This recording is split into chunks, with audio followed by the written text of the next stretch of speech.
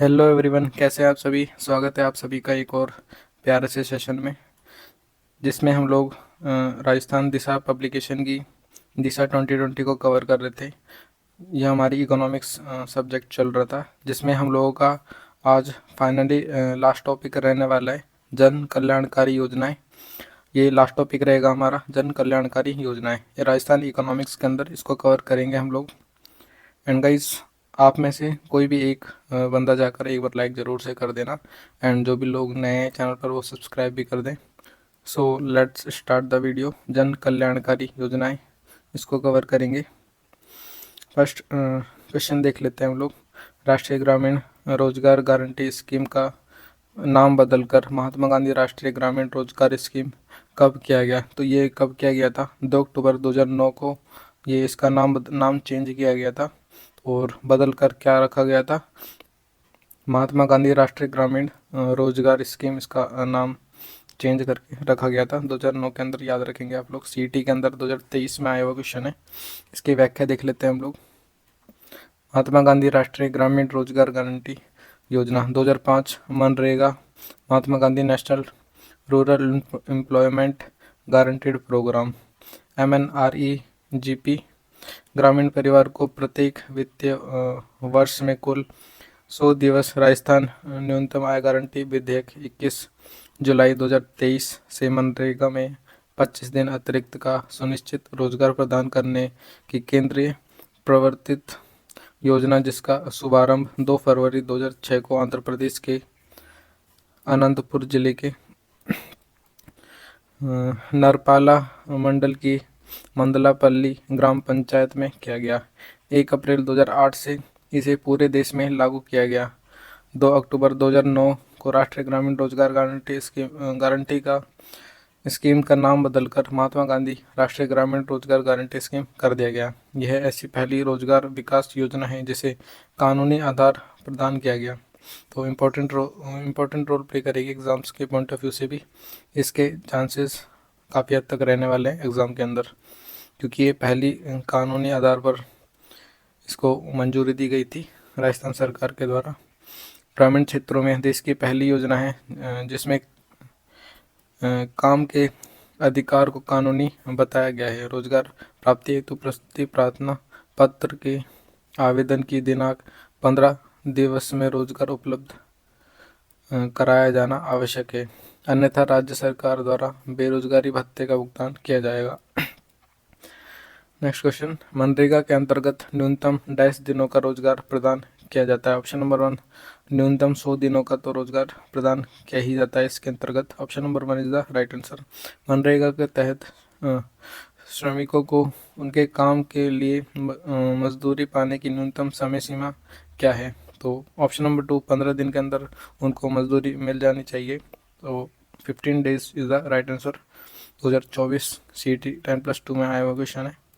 राष्ट्रीय ग्रामीण रोजगार गारंटी योजना का तीसरा चरण कब से प्रारंभ हुआ? तो इसका तीसरा चरण कब से प्रारंभ हुआ? ऑप्शन नंबर 1, 1 अप्रैल 2008 से ये चरण प्रारंभ हुआ है। Option number 1 the right answer. व्याख्या देखते हैं इसकी। राष्ट्रीय ग्रामीण रोजगार गारंटी अधिनियम 2005 के तहत राजस्थान में यह योजना राजस्थान ग्रामीण रोजगार गारंटी योजना 2006 के नाम से लागू की गई है। राजस्थान में 2 फरवरी 2006 को माकड़ा देव ग्राम पंचायत झाडोल उदयपुर में इस योजना का शुभारंभ किया गया। प्रथम चरण में यह योजना राज्य के 6 जिलों बांसवाड़ा, डूंगरपुर, झालावाड़, करौली, सिरोही व उदयपुर में लागू की गई। 1 अप्रैल 2007 द्वितीय चरण को इसमें 6 अन्य जिले टोंक, सवाई माधोपुर, चित्तौड़गढ़, बाड़मेर, जालौर, जैसलमेर शामिल किए गए। 1 अप्रैल 2008 से तीसरा चरण समस्त राजस्थान में लागू हुआ। नेक्स्ट क्वेश्चन, राष्ट्रीय ग्रामीण रोजगार गारंटी अधिनियम कब लागू हुआ? ऑप्शन नंबर 1, सितंबर 2005 को यह अधिनियम लागू हुआ है। Option number 1 is the right answer.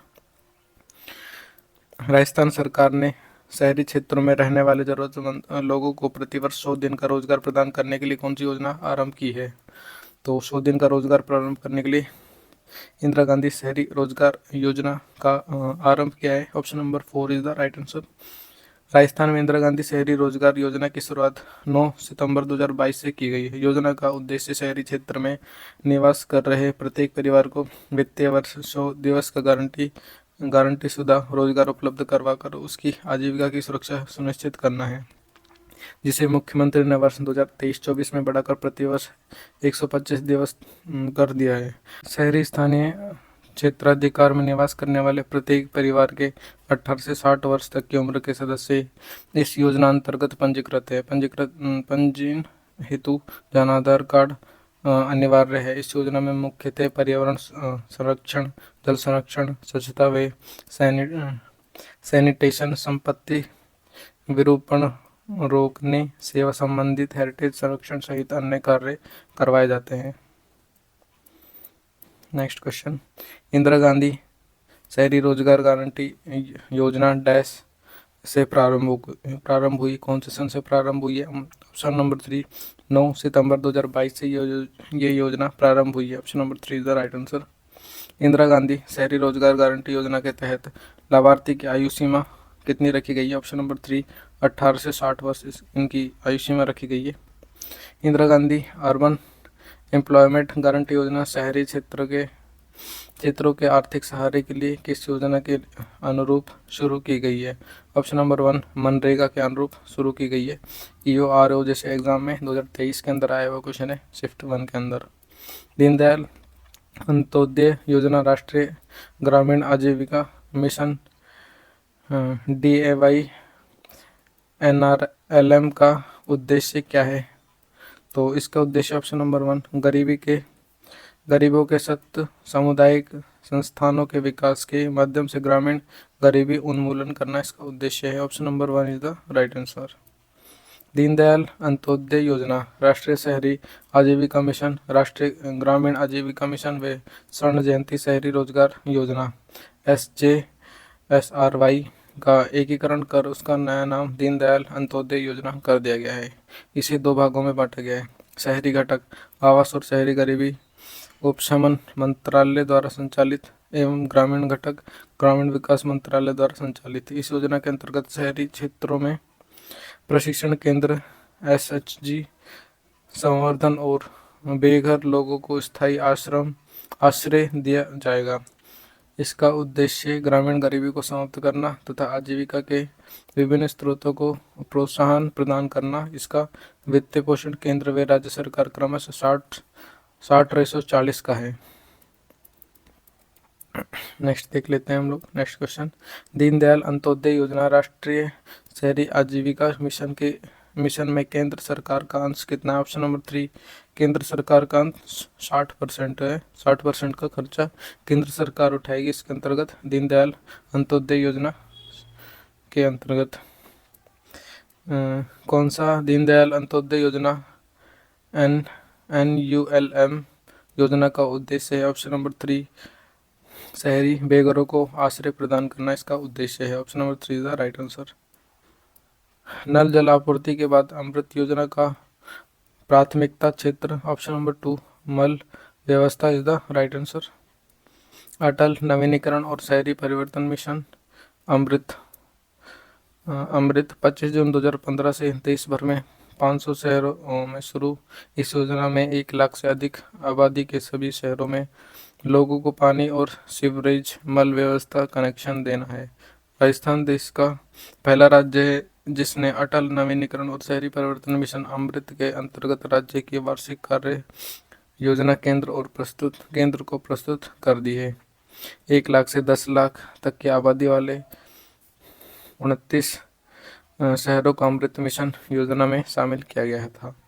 अमृत 2.0 केंद्र सरकार द्वारा 1 अक्टूबर 2021 को अमृत 2.0 योजना प्रारंभ की गई। इसके अंतर्गत सभी शहर निकायों में जल प्रदाय योजनाओं द्वारा सभी घरों को वर्ष 2025-26 तक हर घर नल द्वारा पेयजल उपलब्ध कराए जाने का लक्ष्य रखा गया है। योजना अंतर्गत 1 लाख से कम आबादी वाले शहरों में केंद्र सरकार का हिस्सा 50%, 1 लाख से अधिक परंतु 10 लाख से कम आबादी वाले शहरों में केंद्र सरकार का हिस्सा 33%, 10 लाख से अधिक आबादी वाले शहरों में केंद्र सरकार का हिस्सा 25%, शेष हिस्सा राज्य सरकार द्वारा वहन किया जाएगा। राज्य सरकार ने हिस्से का 10% हिस्सा संबंधित नगर निकाय द्वारा वहन किया जाएगा। अमृत योजना के तहत कितने शहर शामिल है? ऑप्शन नंबर 1 500 शहर इसके अंतर्गत शामिल है।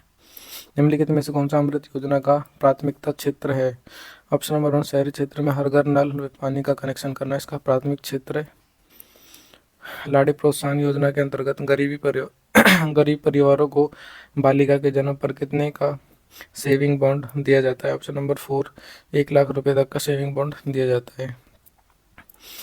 राजस्थान लाड़ो प्रोत्साहन योजना के अंतर्गत राजस्थान प्रदेश की हर बेटी के जन्म से लेकर 21 वर्ष तक के पूरे 7 किस्तों में 1 लाख रुपए देगी 1 अगस्त 2024 और इसके बाद जन्मी बालिकाओं के लिए यह योजना मान्य है। पूर्व में इस योजना में 50,000 रुपये का प्रावधान था। ज्ञात है कि 1 जून 2016 से शुरू मुख्यमंत्री राष्ट्रीय योजना को लाड़ो प्रोत्साहन योजना में समाहित कर दिया गया है। मुख्यमंत्री कोरोना सहायता योजना के बारे में निम्नलिखित में से कौन सा सही है? तो निम्न कथनों में से कौन सा सही हो जाएगा? 1 और 2 दोनों ही सही हो जाएंगे। तो दोनों कथन देख लेते हैं हम लोग। मुख्यमंत्री कोरोना सहायता योजना जून 25-20-21 से पूरे राज्य में संचालित है। नेक्स्ट पॉइंट, योजना के तहत प्रत्येक अनाथ लड़के लड़कियों को तत्काल सहायता के रूप में 1 लाख रुपए की एक मुश्त सहायता दे है। 18 वर्ष की आयु तक के प्रति माह 2500 रुपये दे जाते हैं और सालाना 2000 रुपये दिए जाते हैं। तो ये दोनों ही कथन सही हो जाएंगे। Option number 2 is the right answer. 1 and 2 both are right. मुख्यमंत्री कोरोना सहायता योजना पूरे राजस्थान में कब से चालू हुई? मुख्यमंत्री कोरोना सहायता योजना पूरे राजस्थान के अंदर ऑप्शन नंबर 4 जून 2021 से चालू हुई है।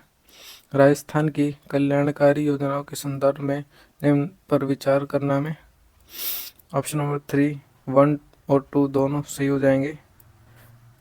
महिलाओं को निजी डायग्नोस्टिक सेंटर पर निःशुल्क सोनोग्राफी सुविधा देने हेतु माँ वाउचर योजना की शुरुआत की गई, ये सही हो जाएगा। सेकंड, महिलाओं के आर्थिक सशक्तिकरण के लिए लखपति दीदी योजना प्रारंभ की गई, ये भी सही हो जाएगा। Option number 3 is the right answer. दोनों ही सही हो जाएंगे, दोनों कथन। मुख्यमंत्री विशेष योजना योग्यजन स्वरोजगार योजना के लिए पात्र होने के लिए विशेष योग्यजन के माता पिता अभिभावकों और स्वयं के लिए अधिकतम वर्ष आयु सीमा क्या है? ऑप्शन नंबर 2 2 लाख रुपए की अधिकतम सीमा वर्ष है। Option number 2 is the right answer. Rajasthan राज्य में खादी कामगार आर्थिक प्रोत्साहन योजना कब से क्रियान्वित की गई? ऑप्शन नंबर 1 13 जुलाई 2022 से योजना क्रियान्वित की गई है। एकीकृत बाल विकास योजना ICDS किस वर्ष शुरू की गई थी? ऑप्शन नंबर 3 1975 में इसको शुरू किया गया था। स्वामित्व योजना किससे संबंधित है? ऑप्शन नंबर 2 ग्रामीण इलाकों में आबाद भूमि का सीमांकन करना इससे संबंधित है। Option number 2 is the right answer. Rajasthan में मुख्यमंत्री लघु वाणिज्यिक वाहन स्वरोजगार योजना को कब अधिसूचित किया गया है? ऑप्शन नंबर 2 11 अक्टूबर 2022 को इसको अधिसूचित किया गया है। Option number 2 is the right answer. शैक्षणिक कॉलेजों में कौशल विकास और एकीकृत करने के लिए निम्न में से कौन सी योजना शुरू की गई? ऑप्शन नंबर 3 मुख्यमंत्री कौशल विकास योजना शुरू की गई। पशु परिचर 2024 में आया हुआ क्वेश्चन है। एंड गाइस, अभी तक आप लोगों ने वीडियो लाइक नहीं किया तो लाइक जरूर से कर देना। आपका अपना चैनल है, अपने भाई जैसे ही समझना मुझे।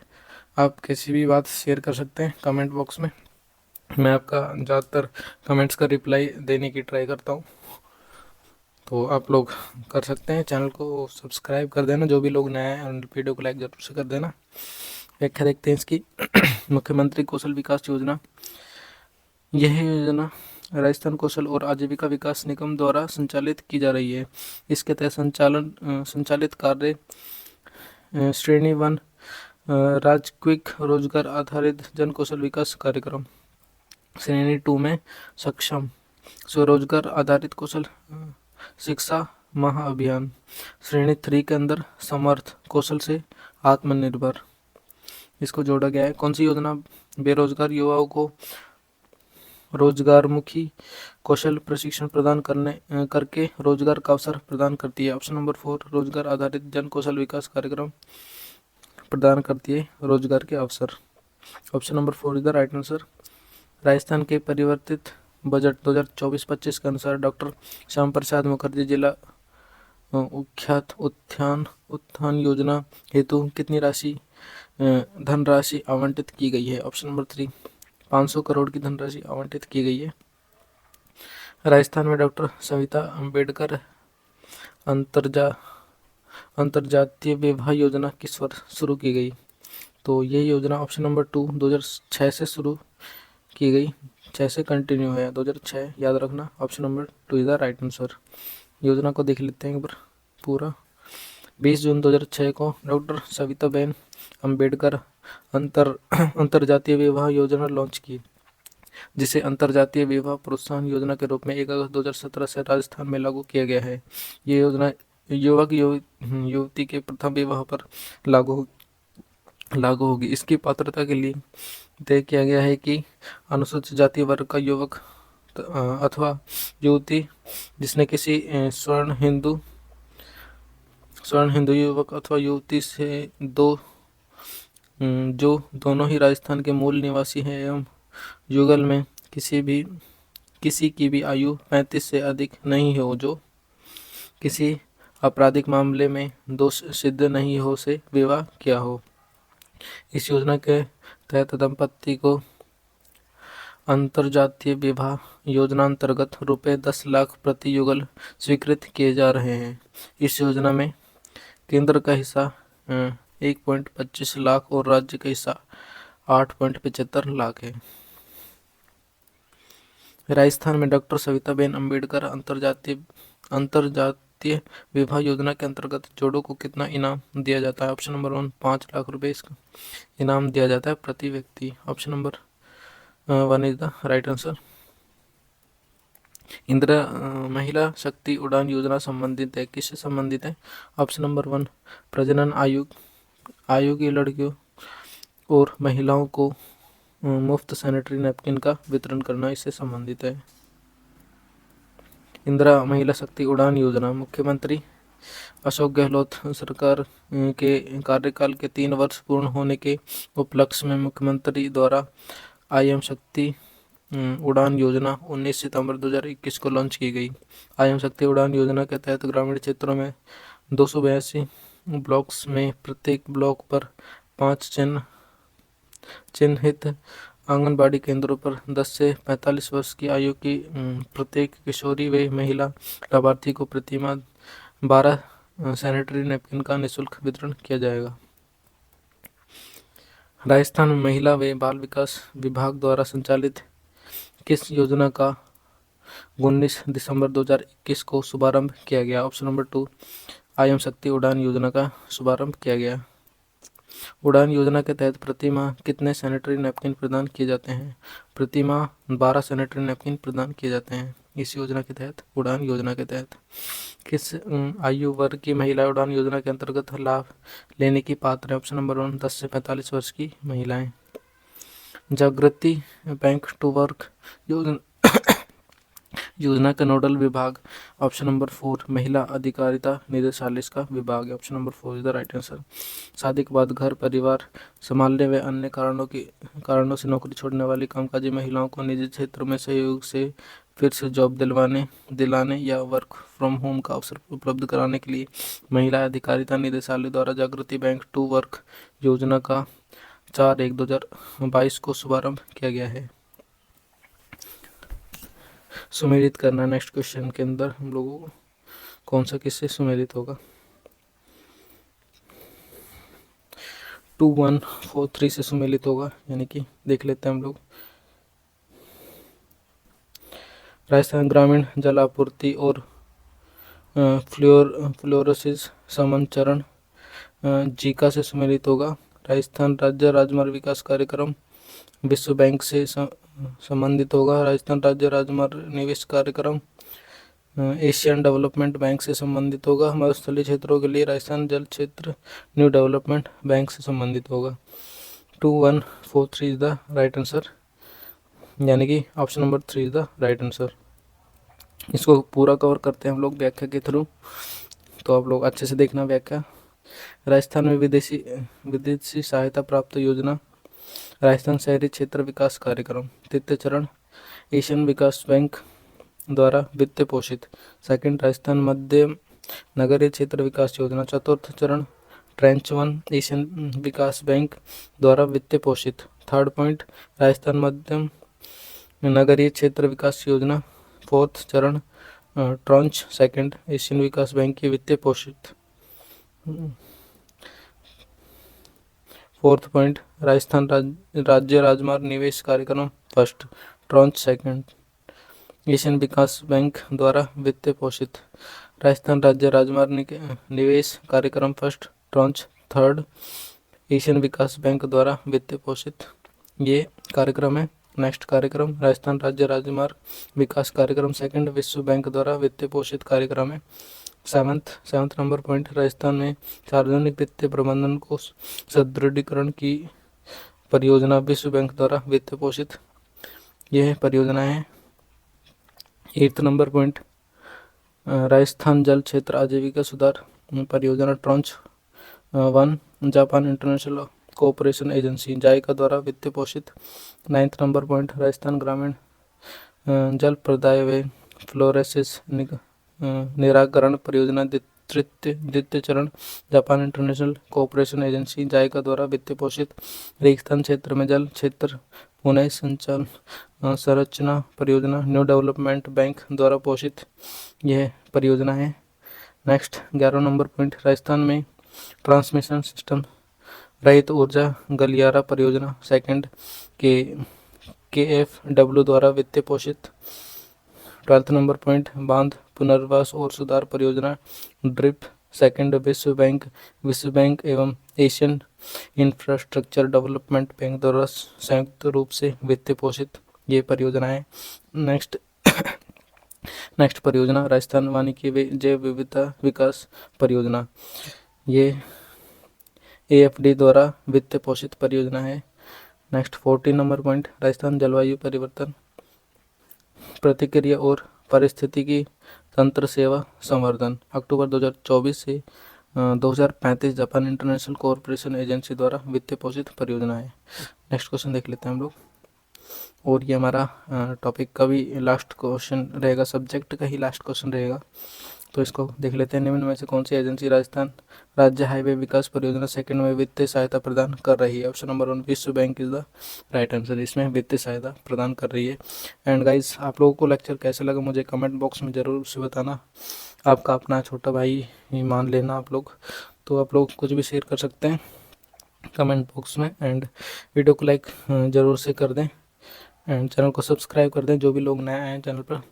तो मिलते हैं नेक्स्ट वीडियो में नेक्स्ट इंपॉर्टेंट सब्जेक्ट के साथ। नेक्स्ट सब्जेक्ट हमारा कौन सा रहेगा? पॉलिटी रहेगा। राजस्थान की पॉलिटी कितनी इंपॉर्टेंट आप लोगों को पता है और सारे PYQ क्वेश्चन देख लेंगे हम लोग। तो राजस्थान की पॉलिटी हम लोग आगे नेक्स्ट सब्जेक्ट में कवर करेंगे। तो उसके लिए आप लोग चैनल को सब्सक्राइब कर सकते हैं एंड बेल आइकन ज़रूर से प्रेस कर देना, नोटिफिकेशन मिस ना हो जिससे आप लोगों की। तो वीडियो को लाइक कर देना, चैनल को सब्सक्राइब कर देना। मिलते हैं नेक्स्ट वीडियो में नेक्स्ट इंपॉर्टेंट लेक्चर के साथ। तब तक के लिए जय हिंद जय भारत।